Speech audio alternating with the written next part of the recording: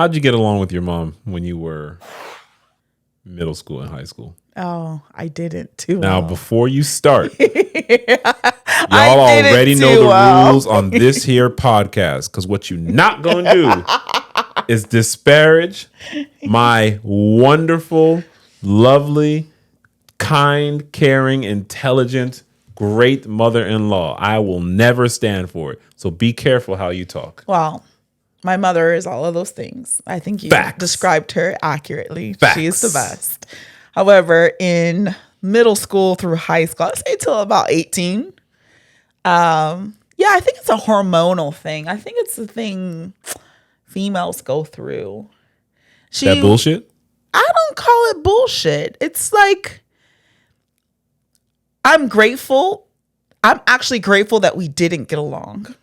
What? Because it was like at that time where after that, after we've gone past that, like none of that stuff matters. But we had to go through there. It was like a boundary pushing for me. It was a level setting for her. So it worked. It worked. What? Yeah. I'm glad we didn't get along. Yeah. You sound crazy. We had to go through that to get where we are. Crazy. Yeah. We had to go through that to get where we are.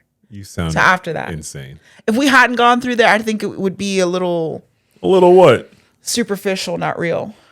Oh, it's real now? It's always been real. Since then, yeah. Okay. Yeah. I have no parent stories like that. I never really had like run-ins with either of my parents. My mom and I are very different people. Like very different people, yet so similar, which is, frightening. My dad and I almost never had arguments with my dad. And then as I got older, the arguments got fewer and farther. So go from like maybe twice in a year to like once a year to like once every other year. But they got way more severe. Ooh, okay. So like this argument twice a year. This size argument once a year, but then, oh my goodness. Like I remember one time he just didn't talk for like how many days. And then my mom was like, you should go talk to him.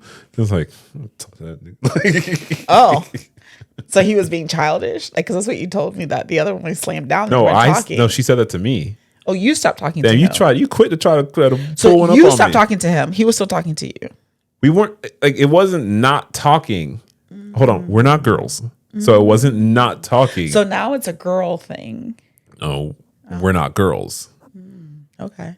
You see how you just said, I think it's a hormonal thing, and that's cool. Yeah. That bullshit is cool for you to say. But I think the same thing happens with women. Yeah. I think the same thing happens with sons and fathers. Yeah, you telling me that from your experience of being a son? No. Then let me speak. Then speak. Imagine me jumping into the conversation.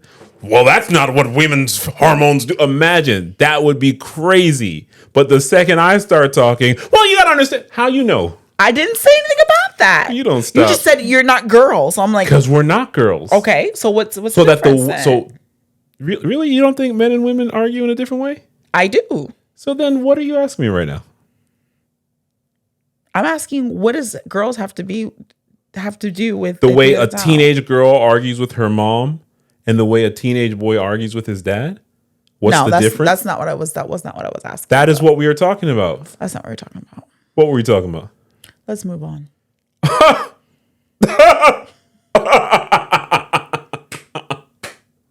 I almost never bring up gender or sex in conversations, but when someone does, what I'm supposed to do is just be like, you're right. Man, it's so tough with these hormones. What are you talking about? This shit's insane. But yeah, let's move on.